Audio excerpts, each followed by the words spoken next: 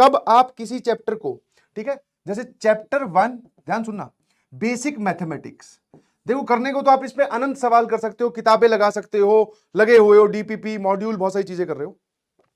आपको पहली चीज नोट्स, फिर क्लास एग्जांपल, हर एक चैप्टर की ऐसे लिस्ट बनानी है बेटा, इसको बोलते हैं टिक स्ट्रेटजी। जब हमें किसी काम पे लगा हुआ टिक दिखाई देता है तो वो हमें मोटिवेट करता है, समझ में आया? क्लास एग्जांपल, फिर सारे लेक्चर्स आपने तभी देख लिए होंगे, तभी ये दोनों चीजें बनेगी, फिर डीपीपीस, और उसके बाद में एक्सरसाइज 4 दैट इज पीवाईक्यू। इन 5 खानों पे आपको टिक करना है, दैट मींस आपका ये चैप्टर हो गया है, गो विद द फ्लो, आगे बढ़िए। क्योंकि अभी क्या है, आप बच्चे हो, तो तुम जब कोई चैप्टर, अब शुरू शुरू में जोश ज्यादा होता है, ध्यान सुनिएगा, इंपॉर्टेंट बात बता रहा हूं, शुरू शुरू में जोश ज्यादा होता है, तो हम क्या है, इस चैप्टर में तो सर हम मॉड्यूल, एक्सरसाइज, किताब, इधर उधर जो मिलेगा सब करेंगे। बट भाई आप अपने आप को ओवरलोड मत करें। अगर आपने मान लो इस चैप्टर में बहुत सारी चीजें कर दी, आज से आने 3 महीने बाद में आप हर एक, मतलब जो मैथ्स का चैप्टर चल रहा होगा उसमें ये सारी चीजें नहीं कर पाओगे, क्योंकि तब थोड़ी स्पीड बढ़ जाएगी, रिवीजन का काम ज्यादा होगा, टेस्ट की फ्रीक्वेंसी बढ़ जाएगी। समझ में आएगी नहीं समझ में? तो आप अभी उतना ही लोड लें जितना आप मेंटेन कर सकते हो, क्योंकि हम जब सोच ज्यादा लेते हैं और करते कम है तो अंदर एक डीमोटिवेशन की लेयर और आप बोल सकते हो गिल्ट की भावना इकट्ठी हो जाती है कि मैं तो कर ही नहीं पा रहा हूं या कर ही नहीं पा रही हूं।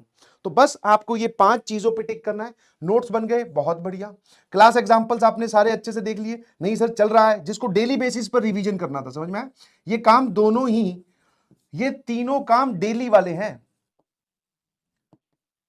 फिर डीपीपी और एक्सरसाइज 4, जैसे जैसे टिक लगता जाए ये हमारा सर कंप्लीट हो गया। सर एक्सरसाइज 3, घबरा मत, तुझे अभी किसने बोला कि पेपर अभी देना है? फर्स्ट अटेम्प्ट के बाद में और सेकंड अटेम्प्ट के बीच में बहुत टाइम होगा, ड्रॉपर हैं आप लोग। सेकंड अटेम्प्ट के बाद में फिर एडवांस तक बहुत टाइम होगा। तो हमें तो इस तरीके से पढ़ना है कि हमारे जब एडवांस देने जाए तब ये सारी चीजें कंप्लीट हो। क्या मेरी बात समझ पा रहे हो? तो अभी आप सिर्फ इन 5 चीजों पे फोकस कीजिए। और एक चीज और आप एडिशनली नोट कर सकते हो, दैट इज शॉर्ट नोट्स। अगर आपको ये बात क्लियर होगी तो बस इससे बाहर नहीं जाना है बेटा। ये समझे कि नहीं समझे?